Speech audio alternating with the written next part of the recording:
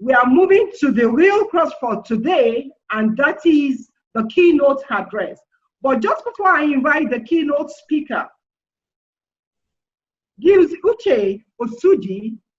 He is a top Nigerian telecom executive with proven track record of result delivery. He has over 22 years cognitive experience spanning oil and gas, banking, ICT, and telecom sectors, with a unique and rare senior leadership experience across the multi-domains of both mobile and fixed telecom network areas of planning and design, operations and maintenance, optimization, rollout, and project implementation.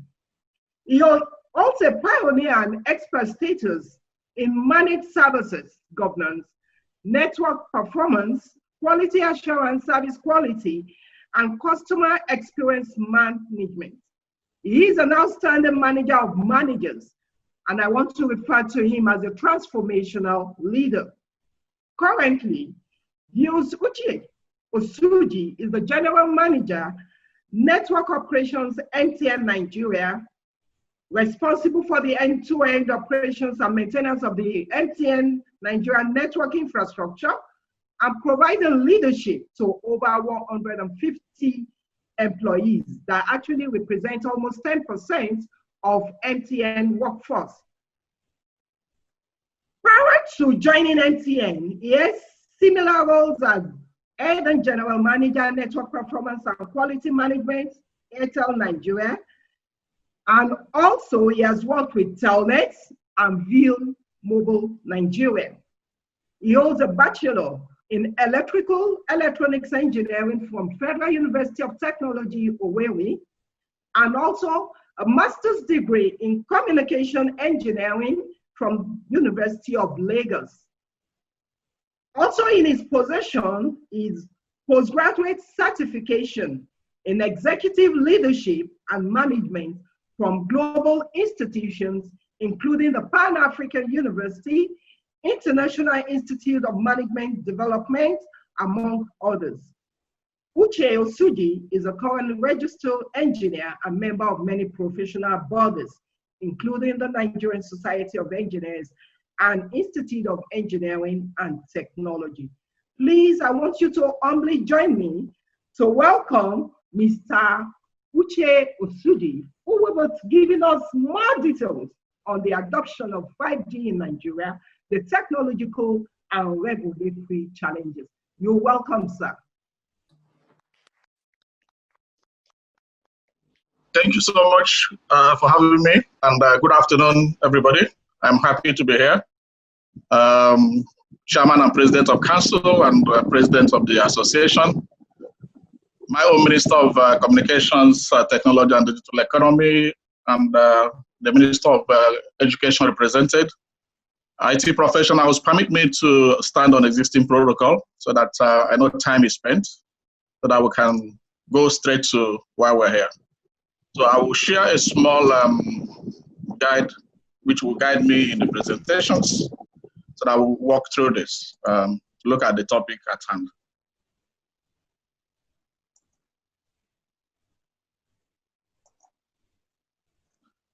Yeah, I believe you can see my screen. Yes, please, we can. All right, thank you. So good afternoon. We'll go straight to, so that time is spent, adoption of 5G in Nigeria, technological and regulatory challenges. I think my job is almost done by the different speakers that highlighted so much of the numerous benefits and also the seeming challenges of 5G, which I will just talk about, and then we'll take further questions as it will apply. So let me start by taking a look at the forecast of 3G, what some experts are saying. So what is the economic impact projection of 5G? So 5G, according to GSMA, is projected to enable about $12 trillion worth of economic activities by 2035, which will span across manufacturing, majorly information technology and communications, which is where all of us belong, wholesale and retail, almost across all other sectors of the economy. It is also projected about 1.4 billion connections globally will be on 5G by that time, which will represent about 16% adoption globally. For the sub-Saharan Africa where we are, the 3% of the 1 billion connections expected in sub-Saharan Africa in 2025 is expected to come from 5G.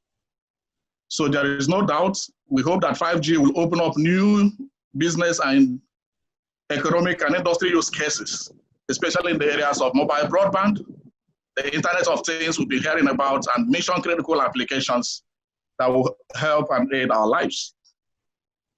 To cap it up, the International Data Corporation has predicted that in the next 3 years, 45% of the IoT-generated data will be stored, processed, analyzed, and acted upon close to or at the edge of the network. The only technology that can enable this is 5G, and that's why 5G is the talk all over the world. So what is 5G actually? I'm sure we're all familiar with 5G has been defined by so many of us. 5G is simply the next generation of cellular mobile communications, which is succeeding the 4G, the 3G, and the 2G we're all used to and been using. Whereas our 2G was built majorly to drive voice, 3G was introduced so that we can browse using our feature phones, and later 4G, the LTE came to give us enhanced video and popularized data and much more better experience in broadband utilization and usage. But 5G is what we're talking about today. 5G is the technology that is built for the industry. So whereas the other technologies had expected that you access the internet using mobile devices, 5G expects that any device at all can connect and provide you access to both content and enable business opportunities across different sectors of the economy. And this is why what we talk about today is more of digital economy. What will technology do? How everything will leverage and rely on technology and make our lives a little more brighter.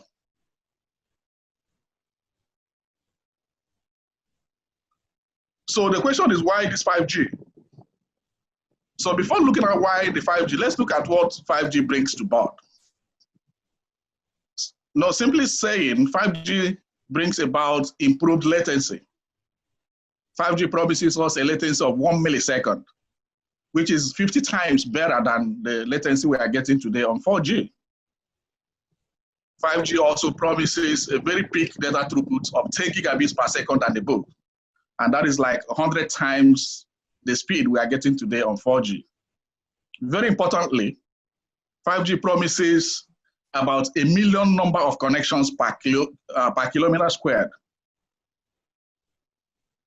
On the engineering space, somebody was asking about spectrum, bandwidth.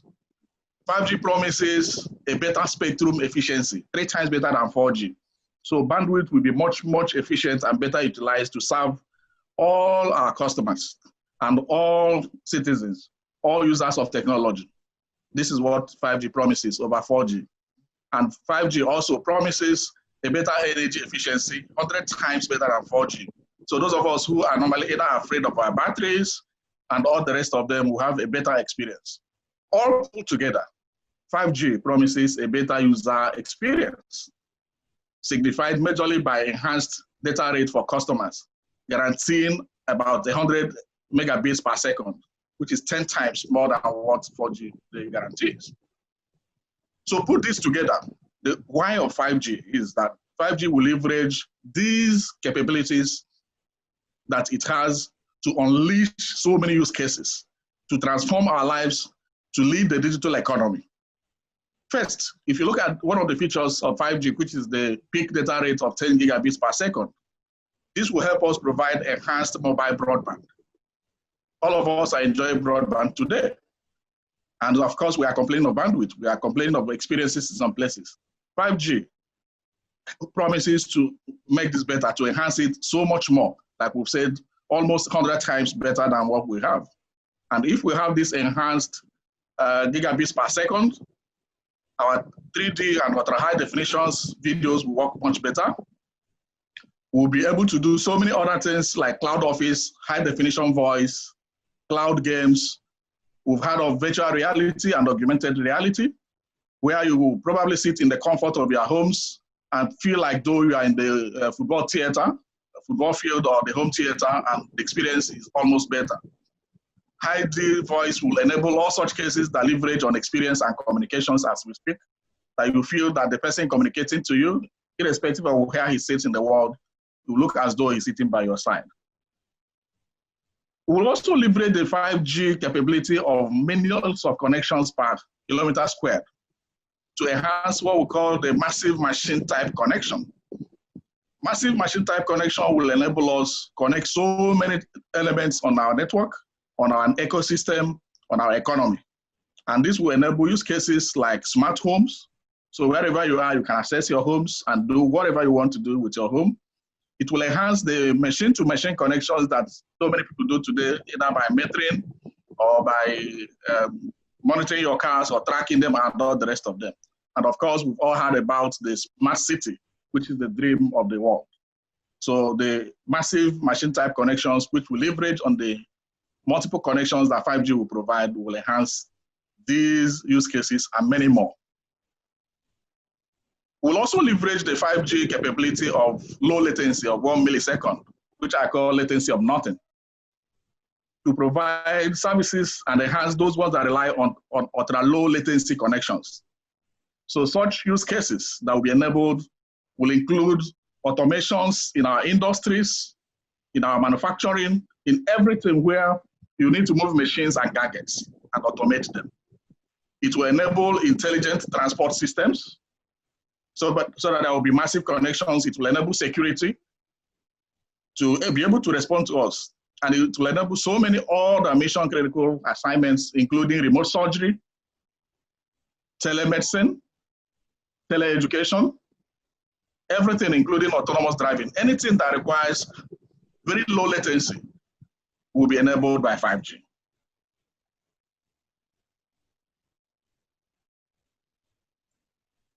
So, what is it that we need to have 5G?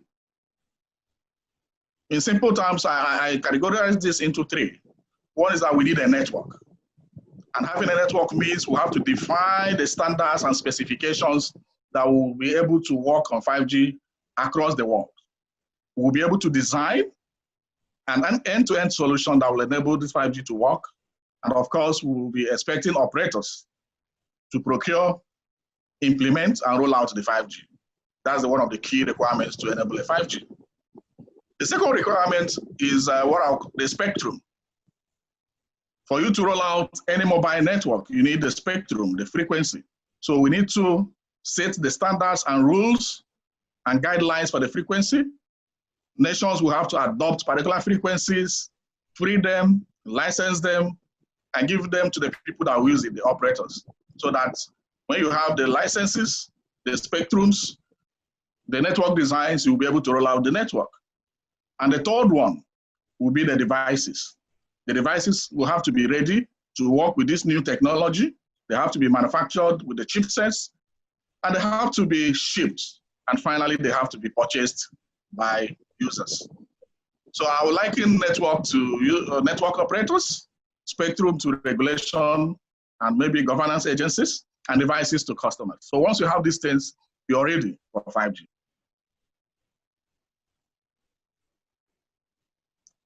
So the good thing to note is that the end-to-end solution engineering required to get 5G work is ready today. Starting from the 5G core, which was ready in 2009, to the 5G transport, which will require a lot of fiber optics and high capacity microwave, has been ready since 2018. The 5G radio access network itself has been ready across multiple spectrum, both the sub-3G, the C-band, the millimeter wave, and all other spectrums that will be used. And these devices have been ready and technologies have been defined from the new radios using technologies like massive MIMO and cloud radios and all the rest of them. These things have been ready since 2018. And of course, the devices have been standardized, manufactured, and are being shipped around the world, and the chipsets have been ready. So the good thing with 5G, therefore, is that everything required engineeringly has been ready. It is now left for different parts of the world to decide at their pace when to have 5G. One of the key components of 5G and what it promises is to use as many spectrums as possible in ensuring spectral efficiency management and ensuring that there is sufficient bandwidth that can be applied to as many customers and as many of those connections and as many citizens as possible that would like to connect. The good thing is that the spectrum has been harmonized, and following the World Radio Conference of 2019 last year, the spectral channels of N28, N77 and 78, and N256 had been adopted for Region 1 to use. And Region 1 includes Africa and Europe. So the spectrums that will be available that can be used for 5G has been standardized for Africa, and Nigeria is part of this. So it is our expectations that as Nigerian regulators begin to develop policies for 5G, they will take decisions on the specific spectrums that will be used in Nigeria and how to make them available for network operators to use for the benefits of the cost of the citizens. So what is Nigeria doing? Nigeria has done a trial under the leadership of the Honorable Minister of Communications Technology, and our regulators and other stakeholders and other government agencies have carried out a trial late November that spanned a period of about 3 months to February this year, using part of those spectrums that have been already adopted for Africa, the N78 and the N258. So what was tested? What was the trial all about? We were able to do a trial of voice over the new radio, that is voice over 2G, which is both audio and video voice, utilizing 20 meg bandwidth of the 3.5 gigahertz spectrum. We were also able to do a download speed test and obtain about 4.5 gigabits per second using 800 meg of the 26 gigahertz spectrum. Download speed test of 2 gigabits per second was also achieved using 100 meg bandwidth of the 3.5 gigahertz.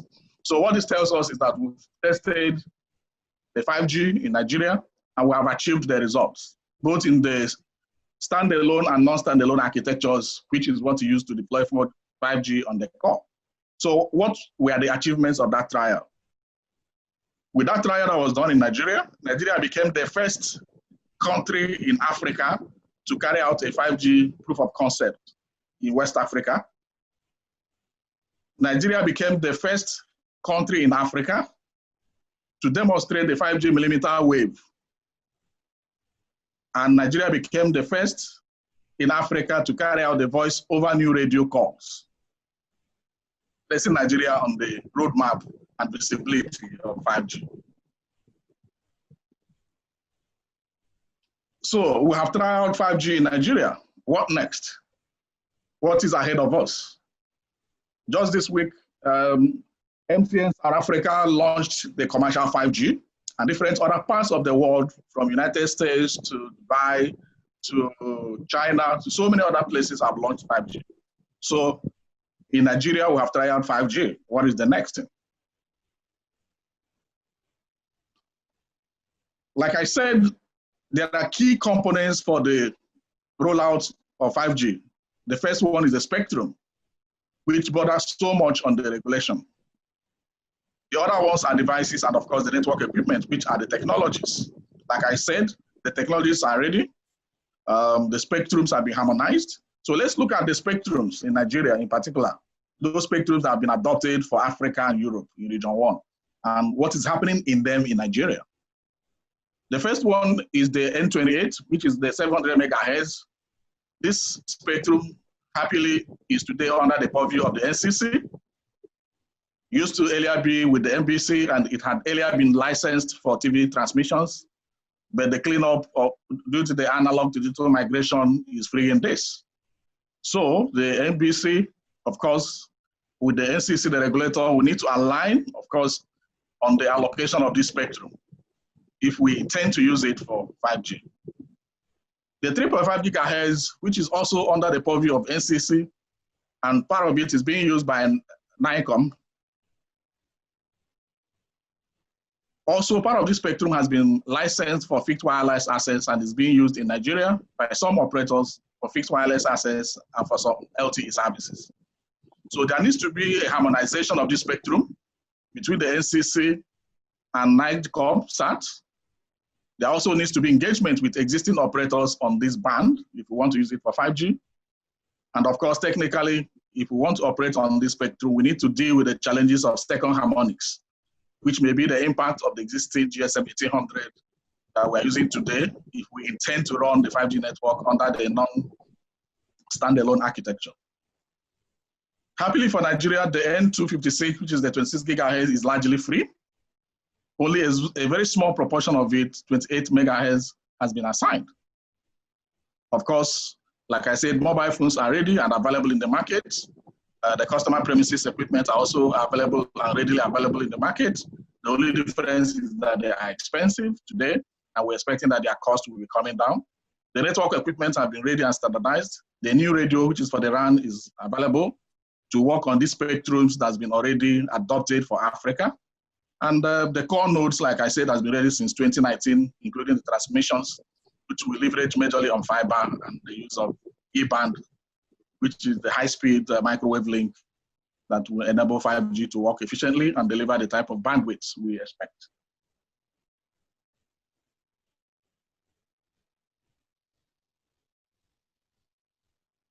So having done the trial, what lies ahead of us, and what are our challenges? So we have a job to do after trialing 5G so that we can take a call on how best to move forward. The first thing that lies ahead of us is spectrum strategy, mop-up, and allocation. If you flow through the earlier table I reviewed, you see what is happening to this spectrum available. Therefore, we need to come up with a strategy, decide whether to mop up these spectrums from existing users or use new spectrums or free new spectrums and license them so that operators can use them and deploy the network. So that becomes the very first action we need to carry out today. The second one is to carry out the 5G study, which I believe is going on already after the trial, and develop a full end-to-end framework that will govern the rollout and use of 5G in Nigeria, from the regulatory to the legal to health and all other things. So this study should take advantage of experiences of those that have already deployed this technology in the world, their learnings and experiences, including Nigeria's own trials and further studies and evaluation. And this study and framework development needs to involve all stakeholders in the economy and in driving technology. The third thing is that we need synergy of government agencies. Just in this assembly alone, of course, there are so many agencies, there are different agencies, which all come together to create the digital economy and digital technology we have. So all these agencies will need to, again, work together, both in developing the framework, in harmonizing the spectrum, and cooperating together, and more importantly, because 5G has become almost a necessity and technology is a necessity, work towards the declaration of telecom as a critical national infrastructure. And this is vital for the success of the national broadband strategy, and if we must drive our digital economy. The next issue will be on device availability, and more importantly, on the affordability.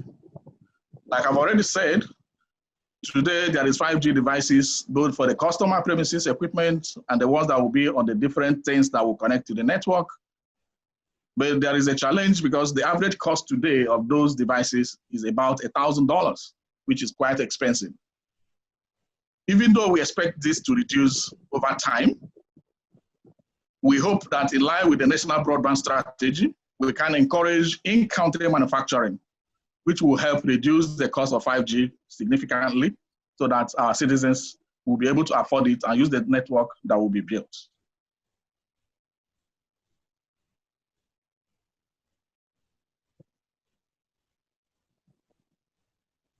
The next challenge ahead of us, of course, this is a new technology, a clean break technology, a new network.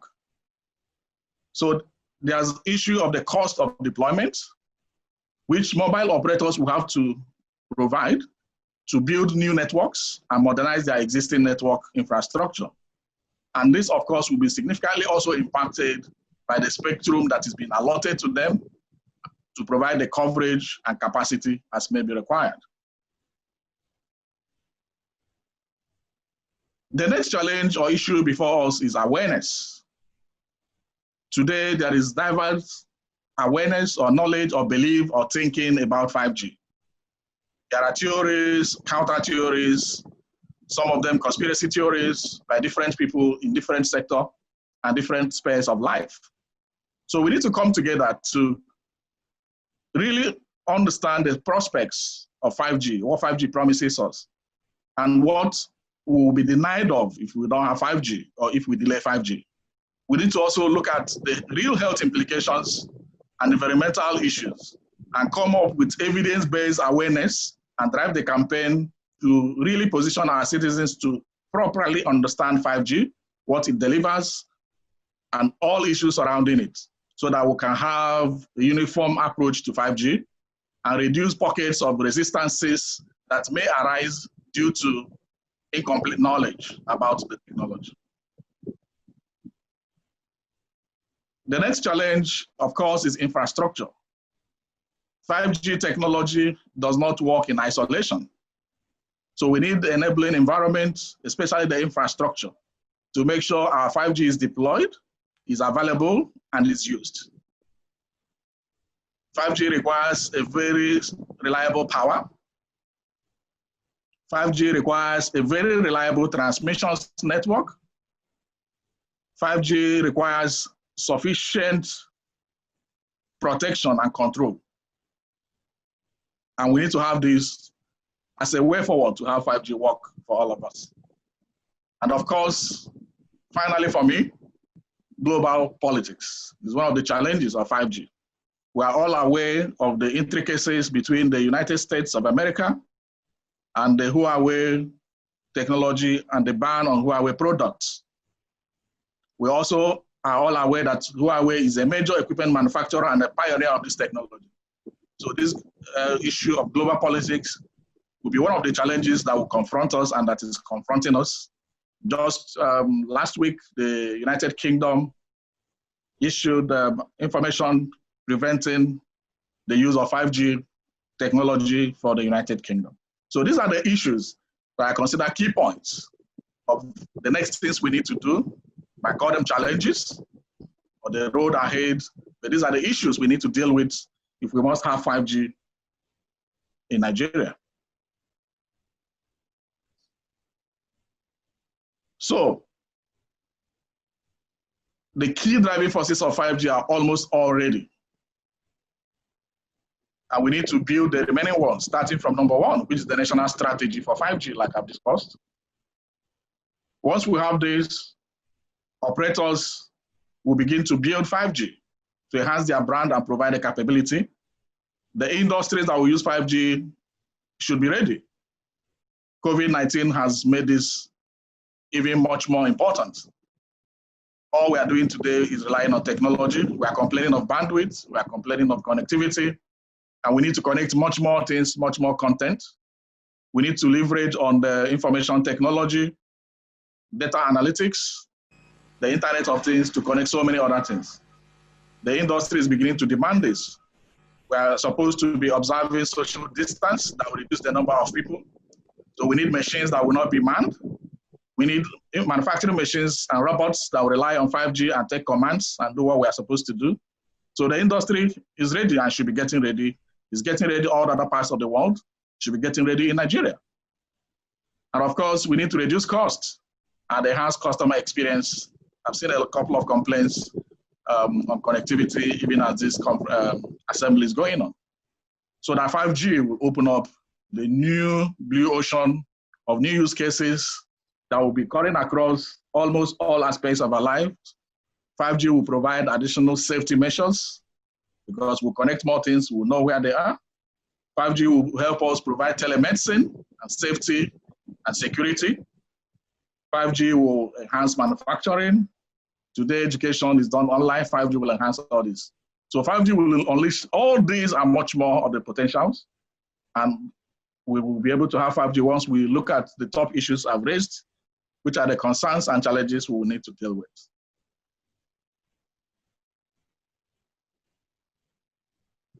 So that's where I will hold it for now.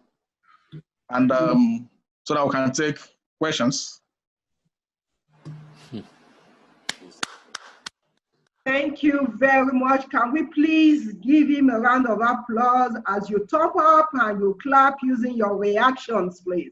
Thank you. And those of you that have your video on, you can do it protocolly. Thank you very much, Engineer Osuji. Without much ado, for the next 15 minutes, we're going to be taking the Q&As. Please, for the attendees that are here, you can raise your hands, while some of you too can just go to the chat box and put your questions there. We also have access to the Q&A, so some of the live questions is going to answer right away. But we are just going to take the first few people that will raise up their hands. So thank you very much once again. I think the first question that we have in the Q&A was talking about what will be the interim framework for deployment and implementation of 5G technology in Nigeria, and how do we get the professional members to be involved?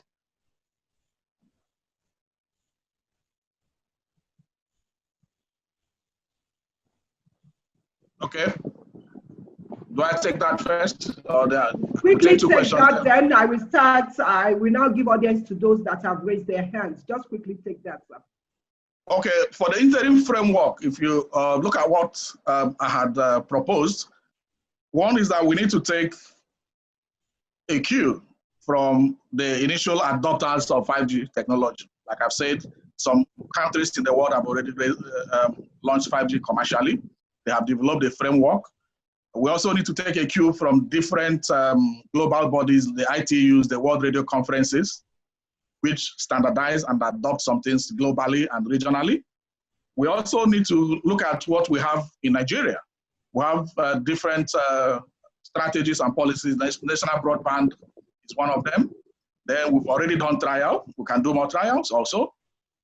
Then we constitute different study groups, which I believe should be going on now, under the leadership of the Ministry of Communications, Technology and Digital Economy, a study that will involve everybody, all professional bodies, people across all sectors of the economy, people across all segments of technology. They will study, research, carry out experiments, come up with positions, and this will be brought together, discussed until a total framework for Nigeria is obtained. And of course, like any framework, it will continue to undergo changes, modifications, and improvements until we get to the final point. So, like your question is, the interim framework, of course, can be adopted first from those who are leaders in this technology. We fine-tune it to match our contents in Nigeria. We experiment more. We bring in our studies, different positions of different bodies, professional bodies, liberal bodies, and all the rest of them together, from health to economy to environment to security, everything, so that we'll be able to jointly form the required framework for Nigeria and continue to improve it. Okay, thank you very much, Engineer Osuji. Please, as I pick on the people that want to ask questions, I just want to crave your indulgence, please. Don't spend more than 30 seconds. Go straight to your question. And I will sincerely appreciate that. Thank you very much. So I have the first person there, Aye Nitaju Jide Edward, please. Please, can I have the main host on mute? You can move to the next person if that person is not ready. Move to the next person, please. Please, I've called him. He just needs to unmute himself if he has that privilege set up as an attendee. It's already unmuted. Okay. Ayenitaju. Ayenitaju, unmute yourself, please.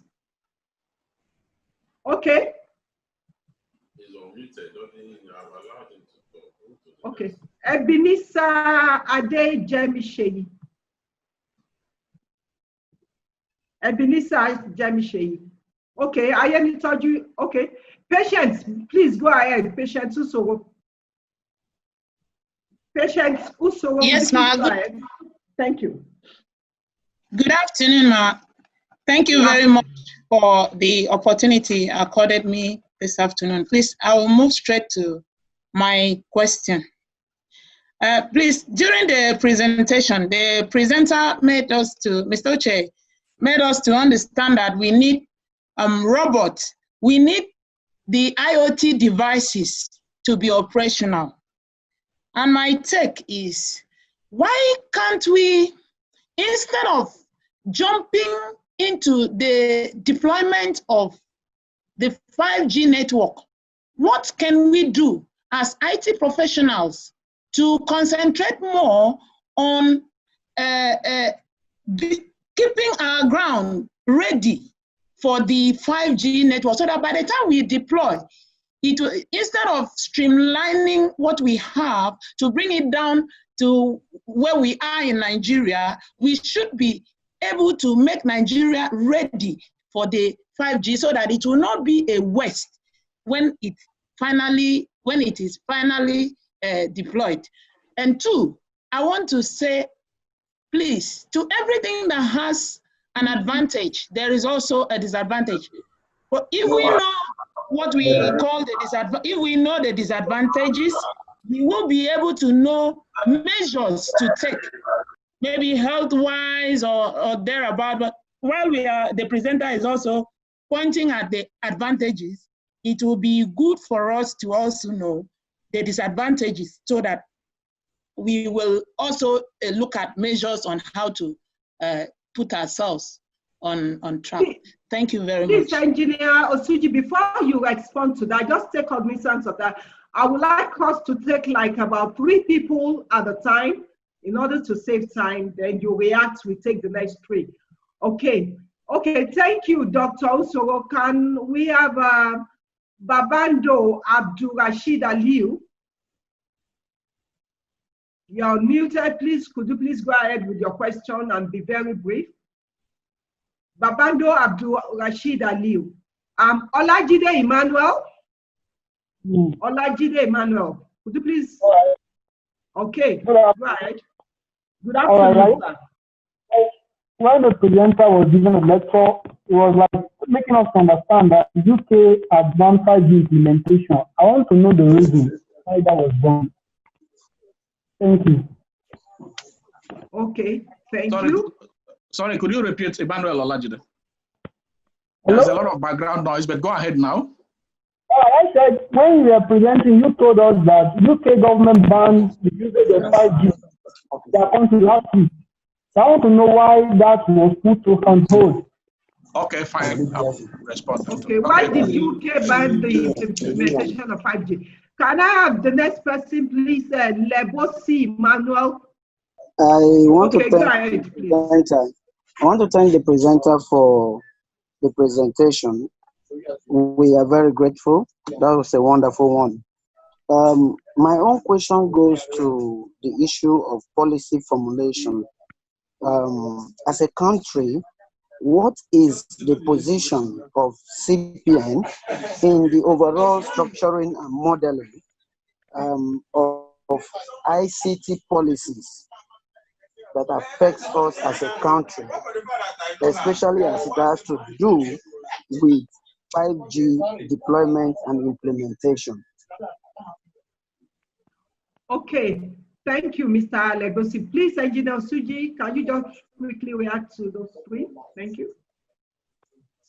Okay, thank you. So let me start with from the last one, even though I think is actually directed at the CPN, but I would like to believe that this is why they're having this kind of topic in the assembly. And of course, they'll continue to review. But I'll leave that to be responded more appropriately in terms of position of the CPN in structuring and modeling framework. So let me attend the question of Oladeji Emmanuel, which is, and I need to correct what, if maybe something else was heard. I said that the UK has not banned 5G. They said they won't use Huawei technology for 5G, just like the US placed a ban on Huawei products. So it's not about 5G, but it's about Huawei product. And that's why if you look at some of the challenges I listed that we need to deal with is the global politics between initially the US and of course their friends and associates, and Huawei, who is a leading manufacturer and technological provider for 5G. Now, you know, the issue of global politics is not some, I'm not an expert in global politics, but all we know is that today the US has issues with 5G and Huawei, and they are dealing with that. Some countries that are also friendly to the US are taking different positions. You will recall that initially when the US came out before strongly against Huawei, the UK didn't want to follow them. They wanted to go the other way and embrace Huawei. Today they've come up again. So this is purely global politics, which is not regulatory and is not technological. But the UK has not banned the 5G at all. So let me go to the first question, which is about robots and IoT devices, why we need to go there. Of course, this, sorry, I'm getting a feedback. If somebody can mute. Yes. Okay, thank you so much. So now we don't need to wait until we begin to ship robots and IoT devices. But of course, there are IoT devices already in different forms. The only thing is what technologies are they using? You track your vehicles, you track your trucks, you have so many other IoT devices. Some of the ACs in our houses, we control it from our offices. These are all IoT, some form of IoT devices leveraging different other technologies. So I agree with you, however, that we don't need to wait until everything is ready or we move, you know, to the pinnacle of the use cases of 5G. We should be getting ready. That's the word I heard from you. And of course, a lot of people are getting ready. The operators are getting ready, gradually modernizing their networks, putting things in place, putting the transmissions that will be required. The regulators have been ready, working, doing so many things. It's not as if we are waiting until one day that, oh, 5G will jump in from the skies. No, of course. You could say that Nigerian government has done a 5G trial. Different bodies were part of it. That study is going on. Nigeria has been part of the engagements, I know, with the international bodies from the ITUs to the World Radio Conferences and all the rest of them. And of course, if you look at all the things I listed as one of the things that drive 5G, national strategy is just one. Use cases are others. The industries have demands and needs that are not met today. So they're waiting for who will meet those demands. We are forced to stay at home today because of COVID-19. If we didn't have technology, who knows what it would have been. But COVID-19 has even made it much more important, like I said. So it means that even also the industry is getting ready. The medical sector is getting ready. There's need now for telemedicine. There's need for tele-education. There will be need for telesurgery, which 5G will enable because of the low latency and precision and critical mission assignments it will do. So are we waiting until everything is ready? The answer is probably no. We are all gradually getting ready ourselves. There are some devices today that are already in Nigeria for 5G. Some people are maybe holding it or buy it and keep. So we need to keep getting ready. And finally, to your last question of the disadvantages, of course, everything that has advantage is known to have disadvantage. And this is what the studies will show and have shown in different places, where the advantages and disadvantages are put on a scale. And the ways, what is important is not that there's a disadvantage, or the important thing is the ways of mitigating those disadvantages or those negative effects, and how do you manage them. And these are what researchers, developers, studies will show. This is what this causes. I'll give you an example. For instance, if you were to do automation, it means you reduce number of human interventions, for instance, and improve efficiency. But you will need more human beings to do the critical thinkings that will drive the automation to do even if you were doing artificial intelligence, you still need humans to, adapt it, to program it, to make it work.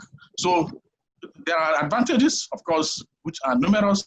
There will be disadvantages, some are known, but these are being mitigated. And what is important is that you look at the advantages and look at the disadvantages and find ways to mitigate the disadvantages. Thank you very much, Engineer Osuji. Because of our time, please, I just want to sincerely apologize to our attendees that we might not be able to take all the questions, but just within the next few minutes or I would just want to call on Mr. Tunde Esichi and Dr. Akinlade Titilola. So please, let's be very brief. Mr. Yes, Tunde Esichi, please, your question. Thank you very much.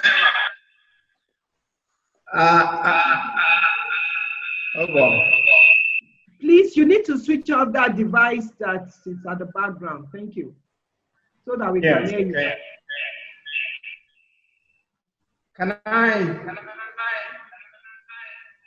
I'd like to thank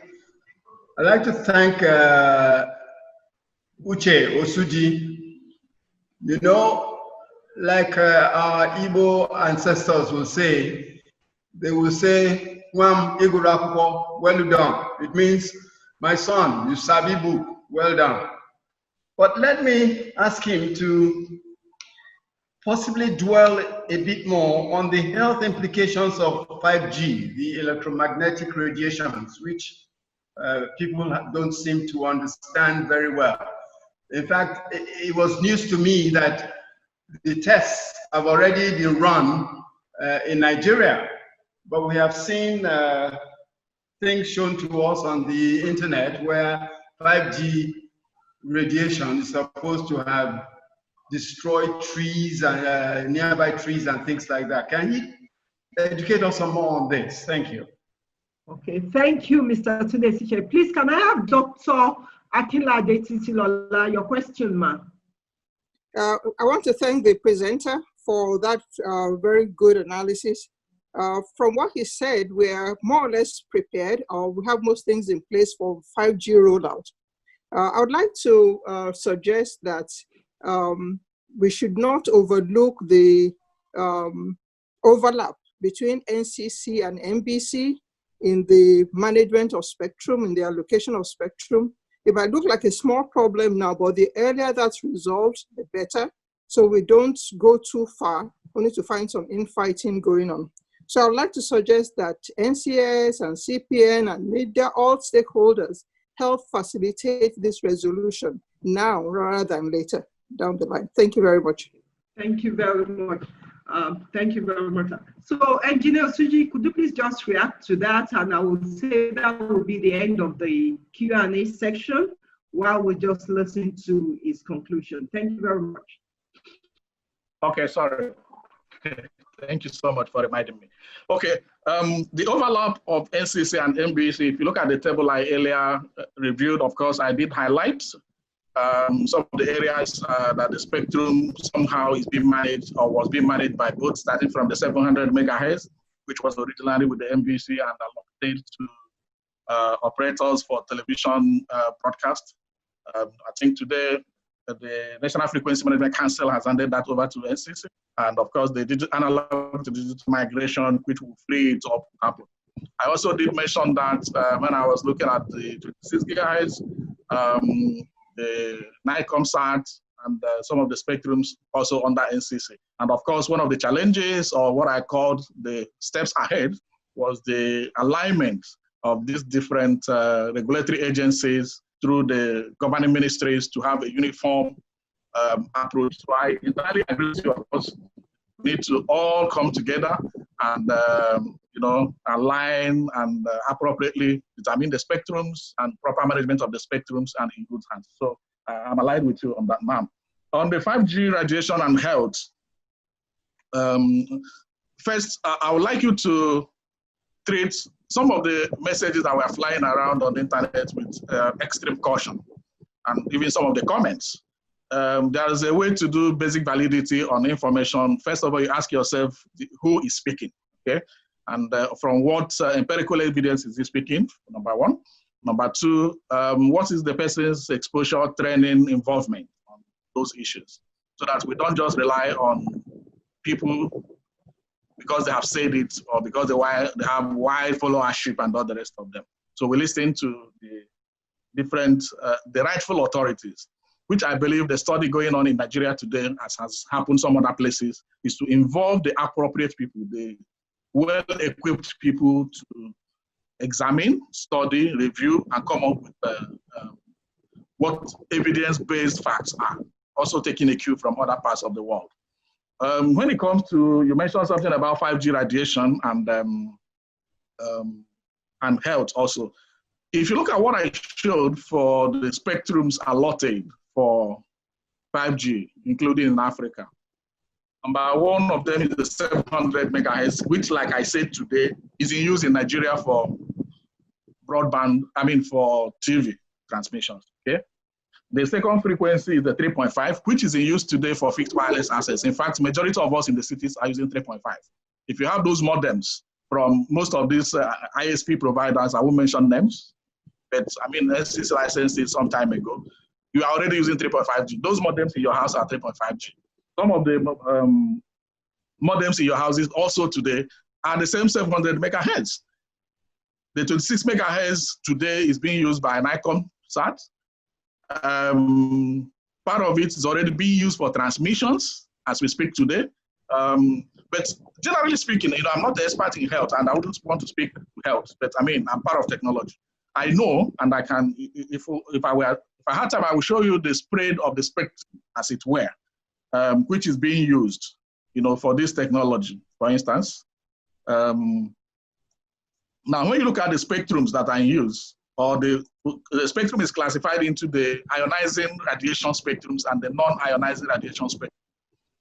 Now, if you look at what I have displayed now, you look towards the right, where we painted it red. Those are places where you begin to have ionizing radiation, which is where, after that, the radiations may begin to have effect with you.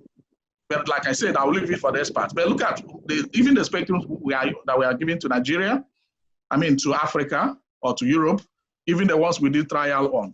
On your left, you see 700 megahertz, which is part of the channels approved by World Radio Congress for Africa, where Nigeria is. Look at where the 3.5 is, that's the next channel. Then the next one is 26, look at where it is.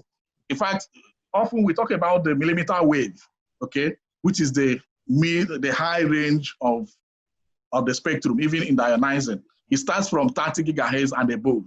In fact, everything that has been done is being less than that.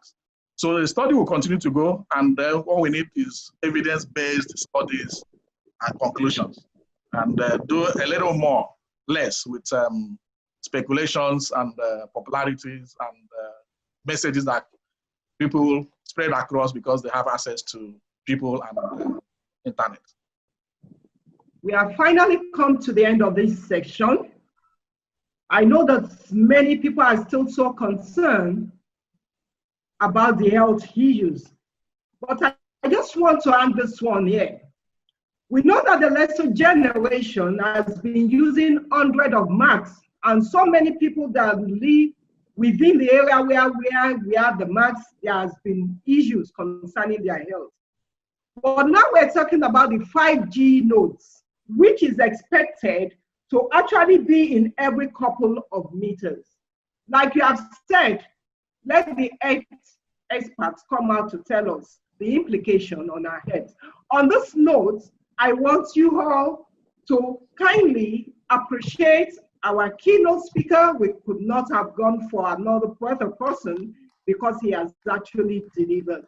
So a special ovation, clapping, and thumbs up via the chat now. Thank you very much, Engineer Osuji. Thank you very much. Thank you for having me, Please kindly permit me now, as we have come to the end of the session, to humbly invite the Vice President and the Vice Chairman in Council, Mr. Kole Jagun, to give us vote of thanks. Thank you.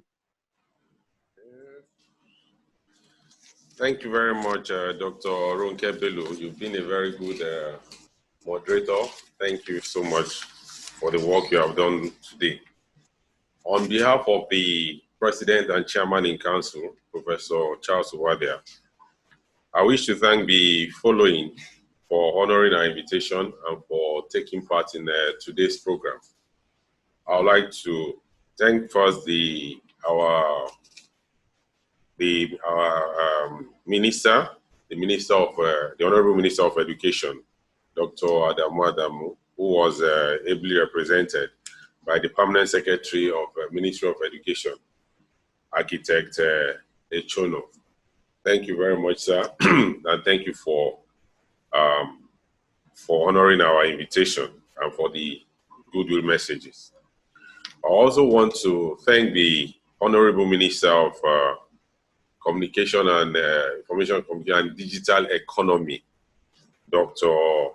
Isa Ali Pantami, for making time for us. Being a member of CPN, it was due to attend today's program, but being a minister of the Federal Republic of Nigeria, we know how busy they are. He created time for his professional body, so we are indeed very grateful that the minister was able to make time to attend to today's program. We also want to thank the keynote speaker, Engineer Deus Uche Osuji. Thank you very much, sir, for a very well presented paper. Thank you so much. We really enjoyed the paper. The paper has been given to CPN, and at the end of this presentation, you can visit the website www.cpnita.ng to download the paper. It is there. You can download it. The link will also be provided shortly. I want to thank the attendees, the participants. We had a record number of attendees today. We had close to, at the peak, we had close to 400 participants. 400 participants spread from across various, from across the world, some from the US, the UK, from Mali, from Congo, so many people from all over. And being the first virtual assembly, and like the minister said, we are the first to actually do our conference virtually. So this is a good one for us, a good beginning. And I want to thank all the attendees for their time. And I must thank our elders in the profession, starting with the Provost, College of Fellows, Professor Shofison. Thank you very much, ma, and thank you for your goodwill message. I also want to thank the immediate past presidents, Professor Vincent Lilia Asop, because I've noticed you've been answering a lot of questions. You've been assisting us to answer a lot of questions to the participants. Thank you very much, sir. And I want to thank all the elders of the profession, the members of council who gave approval for this virtual assembly, and who gave us the approval to go ahead with this virtual assembly, the council members. And before I forget, Professor Shodia, the president of Nigerian Computer Society, thank you very much, sir, and thank you for your goodwill messages too. I want to thank also DG NITDA, who was ably represented by Mr. Chris Okeke. Thank you very much. And then JAMP and CPN, we have a lot going together. JAMP and CPN, we had a lot together. They gave us a project. We had a project we did with them on the CCTV monitoring. In the last JAMP exam, it was a good relationship, and we hope that this relationship continues. So thank you very much, Dr. Oyedokun, for representing the JAMP registrar. So I want to say thank you to everybody. Thank you for your time. And thank you to the registrar for getting the control room ready for us. We are using the registrar's office as where we are operating from here in Lagos. So I want to thank all the members of my committee, the Public Relations and the Corporate Affairs Committee. Thank you, everyone. And thank you for the first virtual assembly. Congratulations, everyone. Thank you.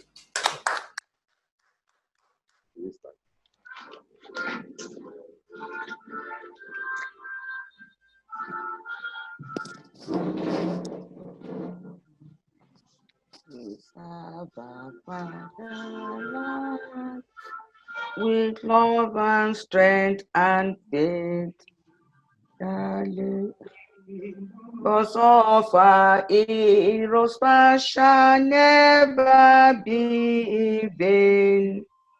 To serve with all our might, one nation bound in freedom, peace and unity.